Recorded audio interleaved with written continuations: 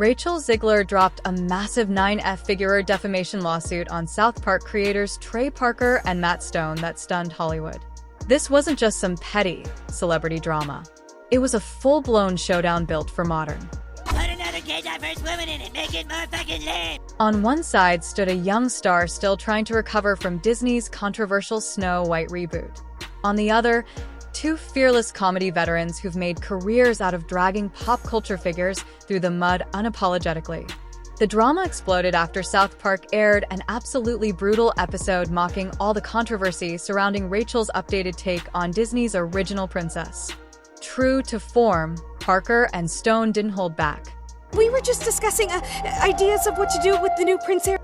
Put a chick in it, make her gay!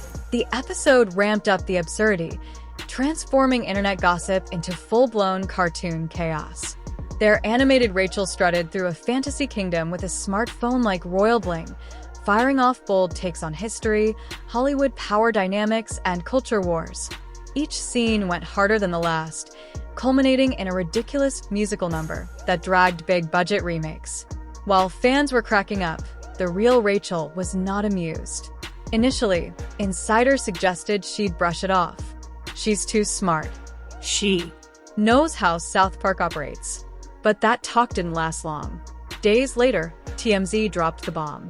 Rachel Zegler files $100 million lawsuit over South Park episode.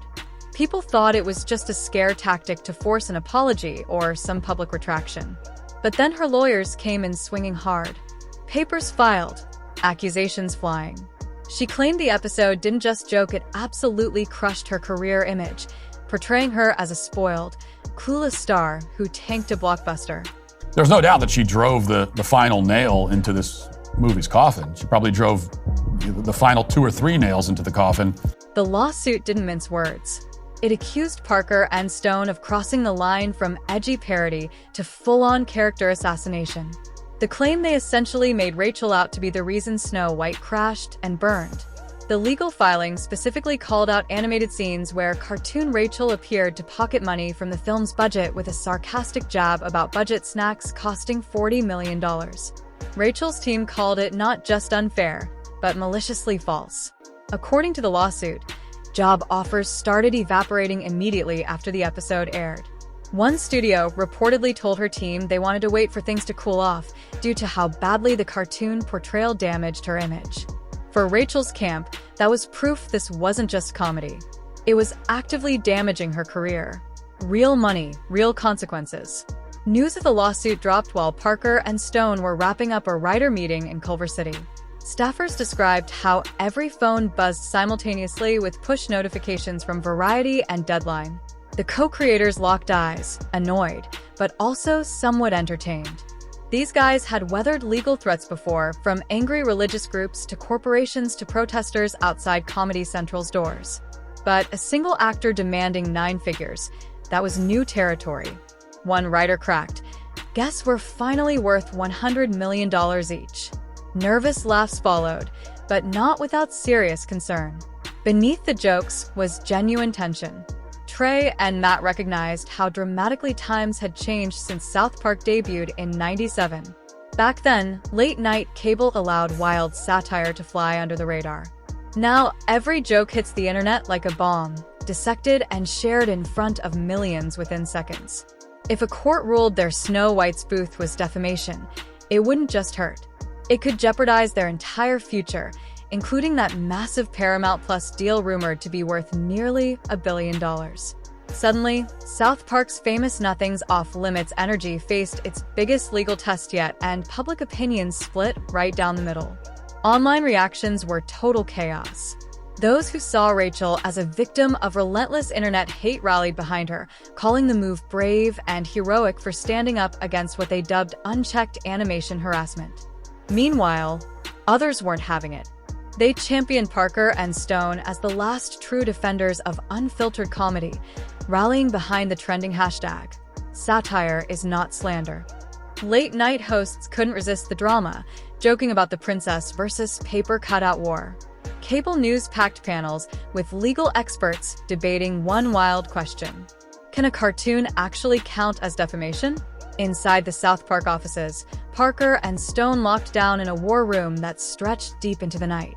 Their gut reaction was to flip the whole situation into an episode, as they've done countless times before. They've never shied away from mocking themselves, turning scandals into storylines. But this time, their lawyers slam the brakes hard. Any joke now could backfire, potentially seen as retaliation or fuel for more legal trouble. So, in a rare twist, the duo famous for poking every bear in the forest chose silence, at least publicly. Behind closed doors, they couldn't help themselves. Sketch ideas flew around. A puppet trial where cartoon versions of them took the stand. A sad ballad called Sue Me Gently, even courtroom sketch art that looked like toddler drawings. But all of it stayed locked away, waiting for when legal restrictions lifted. While the creators maintained public silence, Rachel reportedly bounced between fierce determination and pure exhaustion. People close to her claimed she wasn't just suing for money. She saw this as sending a message. I'm not some easy target. Rachel felt if she didn't push back now, she'd forever be that joke in a dress with a phone, trapped in memes and punchlines. Critics called her dramatic. Come on, even Tom Cruise, Kanye, and the Queen got roasted worse. But supporters fired back that those icons have established careers and massive fan bases that won't flinch over a cartoon. Rachel, still on her come-up, was far more vulnerable to being defined by one viral moment.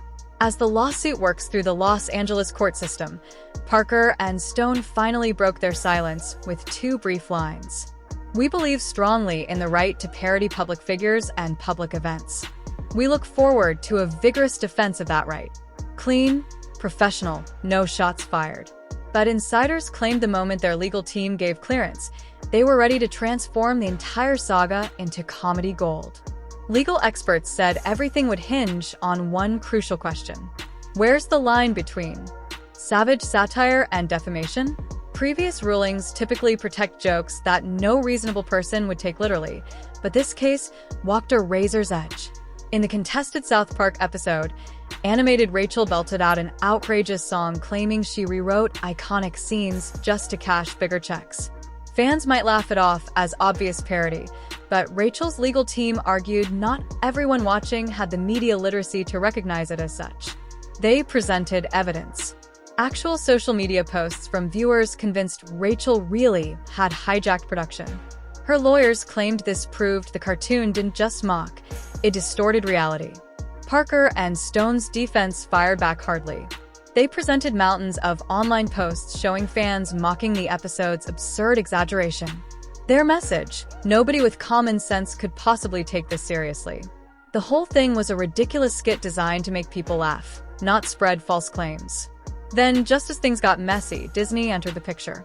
Though not officially named in the lawsuit, insiders claimed Disney executives were sweating over potential courtroom revelations about their internal decisions, especially regarding Snow White's bloated budget.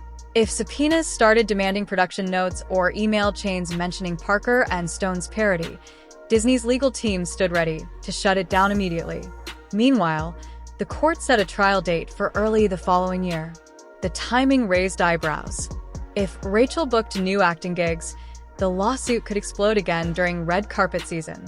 And South Park would be planning their next season, potentially setting up an on-air response once legal restrictions loosened. Entertainment lawyers speculated the situation might push both sides toward a quiet behind-the-scenes settlement. But Parker and Stone weren't budging. Settling, they argued, would open floodgates for every celebrity who disliked being the butt of a joke. Trey reportedly told a colleague, "If we pay up now, the next joke dies before we even write it." That stance energized free speech defenders, including the ACLU, which filed an amicus brief supporting the creator. Their message was clear: satire keeps powerful people in check. They warned that studios carefully craft perfect images for their stars, and if comedy can't challenge that, the public might never question what's real. Rachel's team carefully shifted their narrative. Instead of directly attacking free speech, they pushed a different message. This wasn't about killing comedy, but about one person standing up when jokes became personally destructive. During a carefully selected late-night talk show appearance, Rachel spoke tearfully but composedly, explaining she respected satire, but objected to reckless distortion that could destroy someone's career. Her raw honesty sparked fresh headlines, painting her as courageous, though just as many called her oversensitive. Online, it was all-out war between Team Rachel and Team South Park supporters, trading blows with memes, video edits, and hot takes. Reasoned voices seeking nuance were completely drowned out by trolls and outrage addicts. When the pre-trial hearing arrived, the courtroom became a spectacle. Reporters packed in seeking drama. Parker and Stone arrived in subdued suits, but couldn't resist subtle chaos as Matt wore a tie covered in tiny cartoon paper cutouts, while Trey sported cufflinks shaped like mini TVs. Rachel entered separately with her legal team dressed in a business-like navy blazer. Cameras caught her brief glance toward the creators, a look impossible to read as anger, nervousness, or possibly hope for resolution. In court, Rachel's team emphasized a specific gag, where cartoon studios flung cash at her while she shouted, "Modernization isn't cheap, peasants." They argued scenes like that made people believe she demanded diva-level perks in real life. Fence lawyers countered forcefully, "This is South Park. The show has talking towels and time machines on tricycles. Who's really believing this is a documentary?" They leaned hard on First Amendment arguments, insisting satire must push boundaries or creativity dies. The judge didn't dismiss the case, instead ruling a jury should decide if average viewers could distinguish between parody and supposed fact. That middle ground decision left both sides unsatisfied and guaranteed a trial. As both parties left the courthouse, they maintained their public positions. Parker and Stone expressed confidence in victory, while Rachel stood firm on demanding truth and accountability. Their legal battle had become more than a lawsuit. It was now a cultural flashpoint about the boundaries of comedy.